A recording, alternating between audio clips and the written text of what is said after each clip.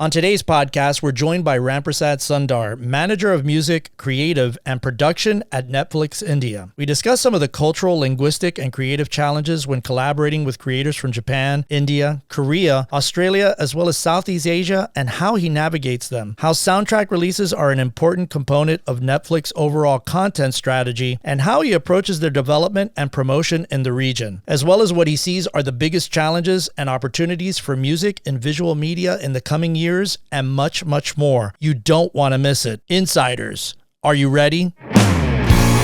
Welcome to MUBUTV's Music Business Insider Podcast, where our mission is to educate, empower, and engage artists and music business professionals who are dedicated to having a successful career in the new music industry. Here are your hosts, Ritch, Esra, and Eric Knight. Welcome back, Insiders, to another episode of the MUBUTV Music Business Insider Podcast, where our mission is to educate, empower, and engage your music career. On today's podcast, we welcome Ramprasad Sundar, Manager of Music Creative and Production at Netflix India. We discuss the challenges when collaborating with music creators in Japan, Korea, Australia, and Southeast Asia, the important role that soundtracks have in the marketing of the films on the network, and the biggest challenges and opportunities facing visual media, and much, much more. You won't want to miss it. Welcome back, Insiders. Today's featured guest is Ramprasad Sundar. I'm really looking forward to this conversation. This is going to be an interesting one. Ramprasad is someone who comes to the world of music supervision in terms of running the music department and music selection for Netflix India as a composer. So he's somebody who literally knows music. He has written music. He's a renowned composer in India. And this was a really interesting conversation. One of the things that I thought was, as I mentioned, him being a composer, but, like others who have spoken about it, how he spoke about, especially in his job, how music is used so much more in productions and in content creation than at any other time than in the past. And he's certainly on the front lines of that, especially on an international level where he's working with so many different cultures. That's an interesting job as opposed to just like one territory. He's dealing with Southeast Asia, he's dealing with Japan, he's dealing with India, he's dealing with Australia, all kinds of things. So that was an interesting part of it. Yeah, which is a great segue into the part that I was going to bring up, which you were just saying, the challenges in working with music creators as well in those territories in Japan, Korea, Australia, and Southeast Asia. It gets back again to the sensibilities of the different areas and regions. Who was the guest that we were talking about recently? That Jin, and just how he has to work with the sensibilities of whether he's writing in English for K-pop or J-pop. Each one of those has their different nuances. And the other interesting thing, Eric, that I thought was really fascinating was how he finds the composers and songwriters for the various productions internationally, how he relies on the contacts in Japan, in Australia, in India to find the ones that are going to work for the specific projects. That was an interesting, element in terms of, your connectivity, because he's not dealing with just one culture. He's not dealing with just one particular territory or market. And that's something that I thought our listeners would really find interesting. And with that, Insiders, sit back, relax, and enjoy our featured conversation with Ramprasad Sundar. Ram, welcome. Thank you so much, Rich. We're so happy to have you. Pleasure is completely mine. First question I want to ask is, in your particular position, because you're in a unique position to overview a lot of the aspects of media and especially visual media and music. And my question is music being used more today in visual media than in previous eras in your experience? I think it's the same amount. To be very honest, the reason why I think is because music is part of media. Let's be honest, even before content came as a visual media, music was the primary mode of content itself. As performances, as theaters, as Broadways, music existed, right? So it has been very engaging. I think the approach in which it was done is slightly changed to where it is a little bit more surgical, a little bit more genre-specific, compositional prowess-specific, but I don't think anything has changed as such. Okay, all right. Ram, thank you so much for joining us. I wanted to ask you, what are some of the specific challenges you face when collaborating with music creators from, territories like Japan, India, Korea, Australia, and Southeast Asia? And how have you navigated these challenges considering the cultural, linguistic, and creative differences? Well, first thing is finding empathy in the culture, right? It's important that you understand that they're coming from the fact that they have operated in a certain way, right? You should never start overruling them just because you have a better workflow. The idea is to present something and hope that they understand what is the benefit of it and show the benefits of it.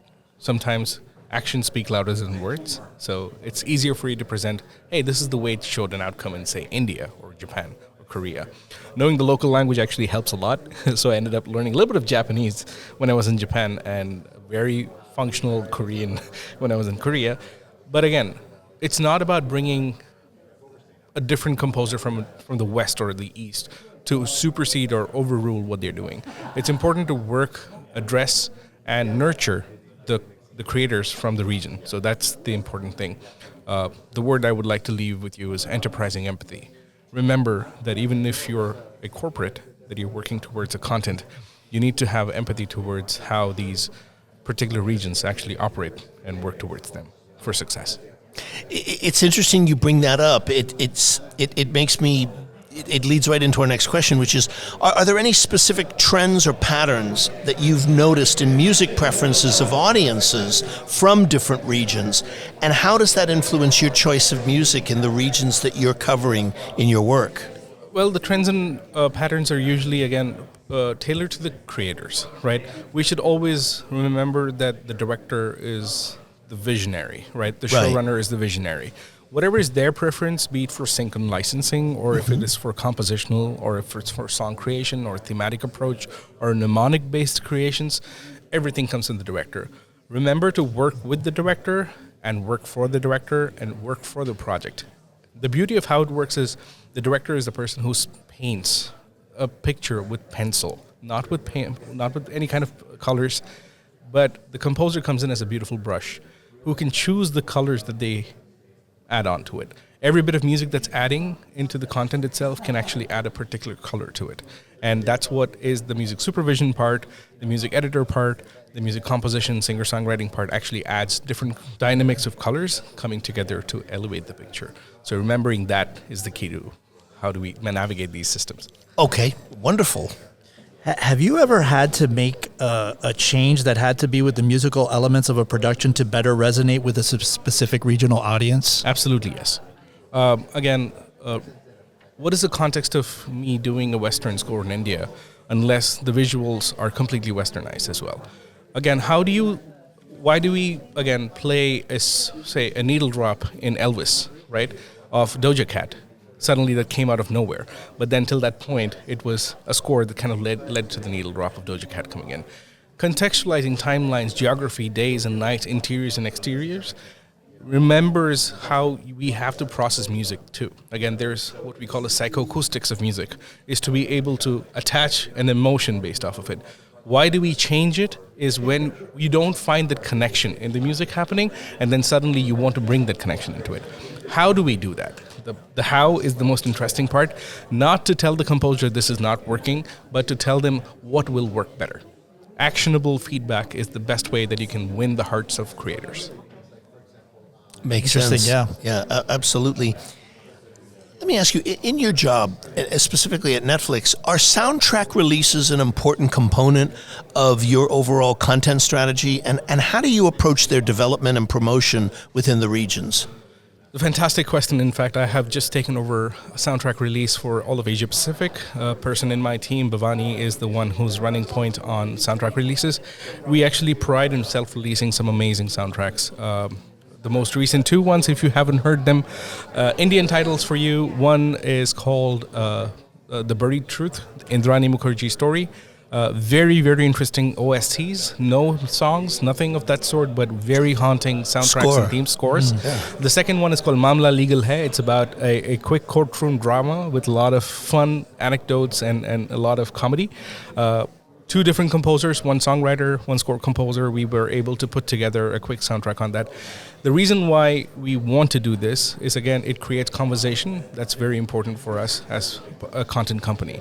And we believe that music has always been that lever in many of these marketing methodologies to put that, to create anticipation, to create that conversation, to create that excitement around that content continually over a period of time.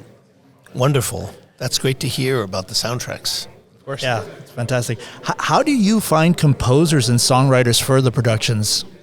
Oh, wow. All right, this is going to be a long answer, but That's okay. That's Great. okay. We want. we in India, at least, we have something called as Fresh Music Mondays, where we get into a room which we call as the creative review room that we have built for ourselves. Sit down and listen to fresh music that has been put out by fresh artists. It's not about who's who. Like I said yesterday, it's about who's next. We always kind of look at the up-and-coming artists, up-and-coming people, up-and-coming singer-songwriters, lyricists, composers. Keep listening. Never stop listening just because it's a different language or a different country or a different region. Be open to whoever and who not gives you ideas to be able to implement what you need best for the content. Number 2, we have lunch with the composers on Thursdays. We bring in one composer every Thursday, sit across the table, build relationship, break bread with them, ensuring that they are feeling as much as we want them to feel, of course, that they are nurtured, that they're cared for, and there's somebody out there fighting for them. So these are 2 ways that we usually kind of like constantly keep looking at what is the next big thing, what can happen. This could be, again, the youngest composer that you can find out there, or the most famous composer out there, or a songwriter out there. It's, again, we don't stop it just for India. We listen to Gen Hoshino from J-pop, or we listen to 50/50 or BTS or Blackpink or any other Korean artist, or we work with Indonesian composers who have done a lot of ad films, again, who want to get into full-time, into long formats. We don't stop ourselves from anything. Important thing is listen. The difference between the prosumer and consumer is hearing and listening. That's the difference that we want to bring to the table. Okay. Is there someone at the company, or is it you, that curates these new composers or brings them to your attention, or to... How does that work? So my team, again, I'm going to... I'll call them out, of course. Divya, Bhavani, Rahul, and Siddhan Mishra. These are all creatives. Divya is a singer-songwriter. Bhavani is a musicologist. Rahul is a songwriter. And Siddhan Mishra is a music producer. Okay. We are a team of creatives. So they are the ones who kind of get them together. And I, again, of course, in my own capacity, whatever I get time to listen between whatever I'm doing, I definitely keep looking for the fresh artists. So together, it's a combined effort. It's never a one-person's thing. Perfect. Okay. Wonderful. What do you see as the biggest challenges and opportunities for music and visual media in the coming years, particularly in the regions that you specifically focus on? The challenge could be multifolds, but the solutions are simple. That's what we need to remember. The challenges could be that creatives do not want to cross-pollinate, right? It's a simple thing like North and South India. Bollywood doesn't want South Indian composers to work, and South Indian composers do not want to come to the North or Bollywood and work. I'm trying to see if we can get creativity location agnostic. Decentralizing creativity is something that our team works on. In fact, cross-bordering across Japan, Korea, and Southeast Asia, including Australia and India, is a very important piece that we kind of pioneer in running. So that's very important for us. Yeah, absolutely.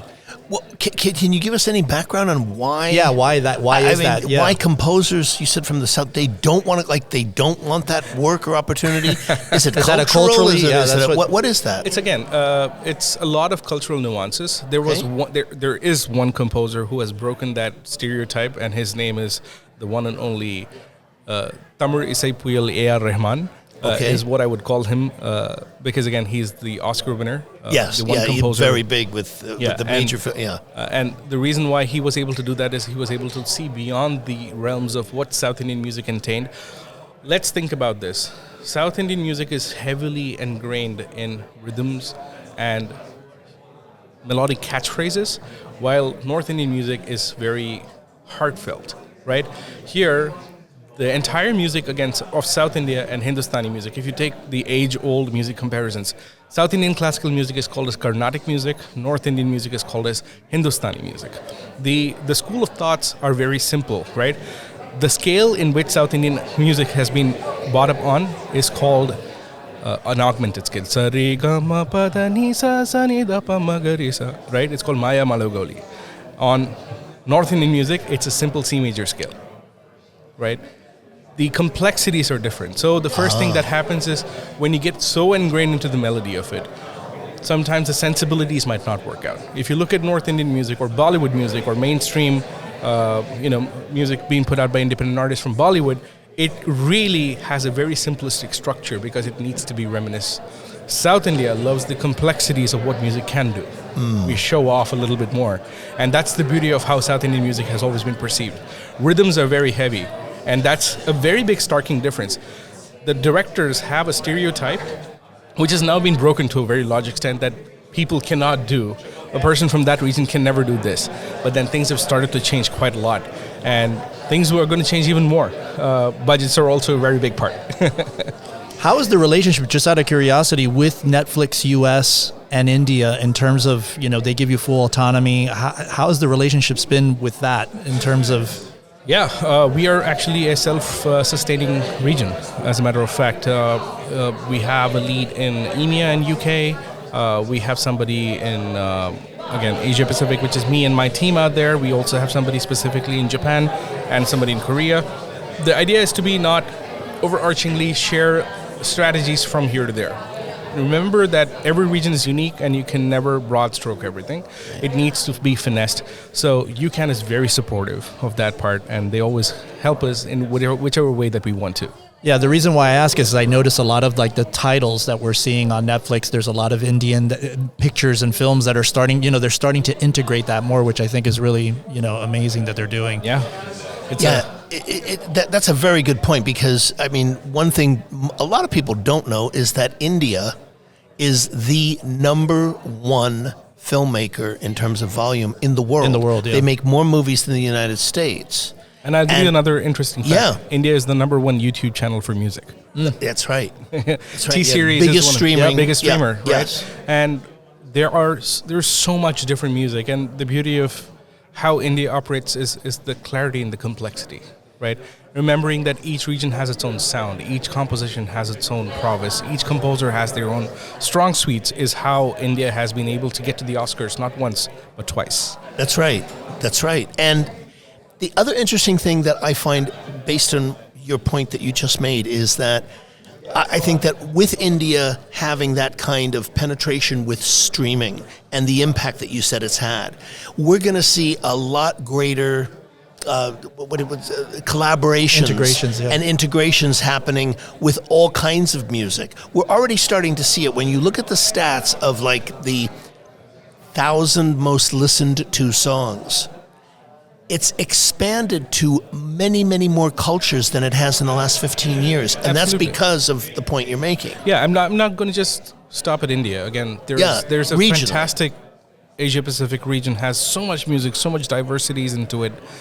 We need to start appreciating every form of music. And that's also a part of education, of exposing ourselves to more, listening to more different types of music.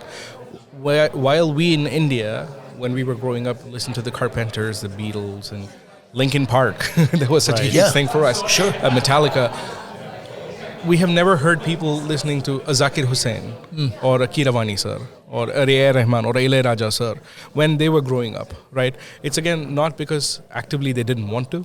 It was just that they weren't exposed to it. Yeah. Right. We have a Pandit Ravi Shankar who had, who was the one that broke through. Yeah. And this year's Grammys hopefully opens up the doors towards some legends like Shankar Mahadev and John McLaughlin, Zakir Hussain, to actually put out more music for the West and the rest of the world to hear, because I really think this is going to be the pivotal point of music from the East coming to the West.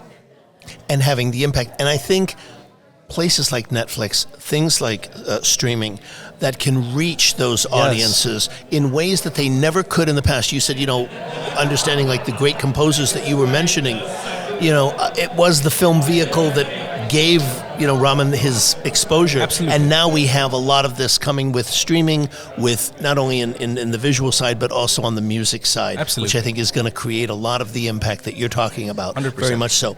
Speaking of this, growing up, what films or books that have been particularly inspiring to you professionally speaking can you recommend to our audience? Were there any that really inspired you professionally, books or films? Books, a few of them actually. Okay. The Secret was something that I always kind of went to. Wings of Fire by A.R. Rahman, his autobiography was something that was a fantastic thing for me. There was a very beautiful quote that he had mentioned. With a melody comes from melancholy, and a melancholy comes with a melody. So he was able to write and tune into his melancholies to write some of the most beautiful melodies. I also love Chetan Bhagat. I also love Amish. Again, these were books that I used to read when I was... Again, they're all usually Indian writers that I love. Apart from that, films, I can go on. Tron Legacy actually changed the entire scope of how music composition sounded for me. To see Daft Punk do something that great with Matt Dunkley as the orchestrator just blew my mind. Ludwig Göransson recently has... I actually played Tenet on loop for literally 10 hours on my flight from India to New Jersey. Brilliant score. One of the... Again, it's syncopation, it's complex rhythms. Again, from an Indian standpoint, as a percussionist, I just loved how he was able to do that. Yes. Beautiful Mind. What an amazing score. James Howard. Like, phenomenal scores. Anytime that these scores spoke to you as dialogues rather than as music itself, these were the things that actually influenced the way that I started writing music back in the day. Yeah, very much. It's funny, as you were saying that, the impact that one had on you, I was thinking, what score... I mean, there's been so many scores that I've loved, but the one that really has always stuck with me for the last 30, 40 years is Morricone's The Mission. Absolutely. The Mission, yeah. That is truly a masterpiece of work, even beyond the film. I mean, I got it because I saw the film, but I don't think I truly had a understanding of the brilliance and the emotional impact that it was going to have on me in listening to that. And of course, it became probably next to the Sergio Leone work he did, his most famous work. I mean, when he did concerts, many parts of the Mission score was used, Gabriel's oboe and so forth. I mean, it'll not be fair if I don't mention John Williams. Oh my gosh, brilliant. And the most amazing thing that I realized in one of the films from Pixar was Up. A very interesting thing for me was that the first 7 minutes of the film was a short film. And then it was a regular film. Because it was not about what happened between the husband and wife. Usually Pixar does shorts, and that was actually the short in the film. That they put at the beginning. That was 7 minutes of the couples living together from childhood till the last minute. That was 7 minutes of them living together. And Thomas Newman's score just tears you apart. Yes. It's such a beautiful score. So there are so many films that actually have affected the way that we've operated in India. We have lovely fan followings of scores: Pirates of the Caribbean, The Dark Knight, Interstellar. Yeah. Oh my God. The Hans Zimmer legacies. Yeah. Ludwig, Inception. All that stuff. Inception. Yeah. Ludwig Göransson. I have to say this, that when I actually heard Pacific Rim, is when I remembered Ramin kind of kicking start, and then I heard Ludwig Göransson on Wakanda. Oh my God, that African drums really took it off. Ramin Djawadi is also one of my favorite composers. Pacific Rim is one of the best scores that I've heard after Game of Thrones. So yeah. Which one? Ramin Djawadi. Yes. He also did The Eternals. Yes. Such a great composer. Again, all these are composers who have broken stereotypes of how music should be approached in every single way, and that inspires many composers like myself in India and across the world.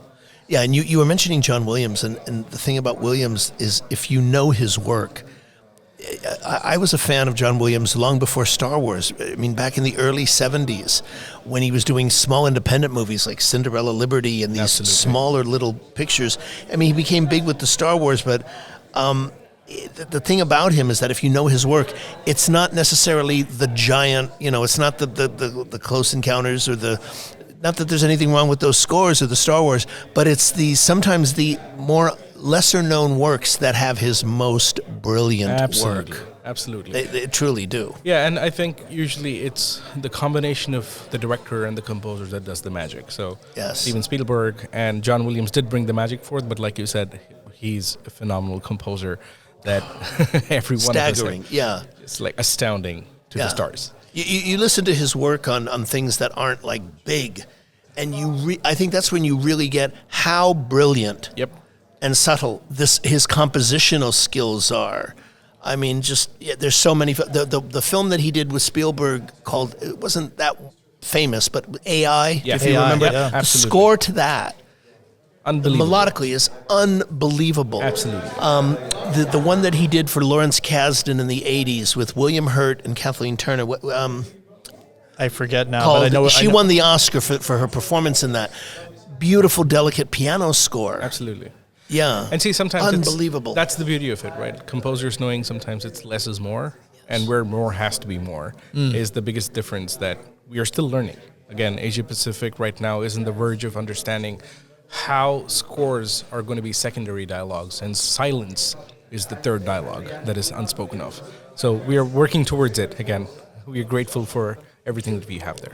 Yeah, it's so funny you bring that up. I remember, I think it was Quincy Jones, who in an interview once was talking about music, and he said, they were asking him about the advice he had for composers, and he said, which I'd never heard before, this is in the 80s, he said, learn to use silence a little more in your work, because everything was so, every space was filled, every moment. Use silence more. Absolutely. And the most amazing film in that sense is Castaway.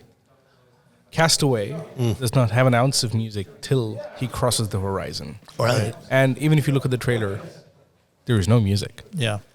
Sometimes silence is golden. Is golden. It's Yes. true. It's Yes. absolutely true. And that trust, yeah, absolutely. Speaking of advice, what advice do you have for those who want to build a career in the music industry? Be curious, be vulnerable, be humble. Simple three things, because it's easy for you to get up where you are or where you want to be, and then it gets to your head. Remember that we started from nowhere. Number two, remember that you got to where you are today because you did something right in the past. Do not forget your past. Remember, if you played an instrument, go practice. If you sang, go sing. Do not lose touch of your trade at any point in time. Be vulnerable, because again, we're all humans. Let's not ignore that fact.